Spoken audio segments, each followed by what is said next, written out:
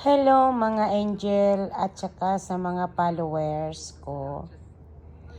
Hindi ako pwedeng humarap sa camera kasi ang pangit-pangit ko. Hindi pa ako nagsuklay. Baka matakot kayo. Please, lahat ng nanonood sa akin doon sa YouTube, maglagay kayo ng mukha ninyo at ng tunay ng pangalan nyo para kayo ay mabalikan ko. Kayo man ay nagre-reels o mga followers ko lang,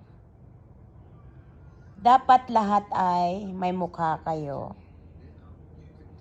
para mapasalamatan ko kayo.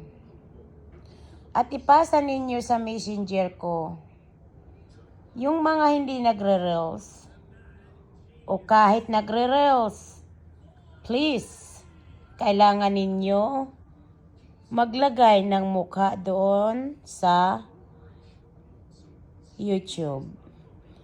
Marami nagrereklamo sa akin na ayun daw ay hindi siya na sila napapansin o siya.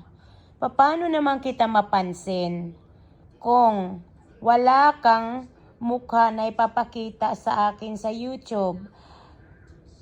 At paano ako mapapasalamat sa iyo? Alam naman ninyo na ako ay hindi marunong magbasa at magsulat. So sana maintindihan ninyo ako. Pasensya na sa nga nagrereklamo dahil sa paulit-ulit ko na lang sinasabi, please, kung ano man yung profile ninyo sa Facebook, yun din ang profile ninyo sa YouTube. Para mapasalamatan ko kayo at para mapansin din kayo, lalong-lalo na yung nanghihingi ng tulong.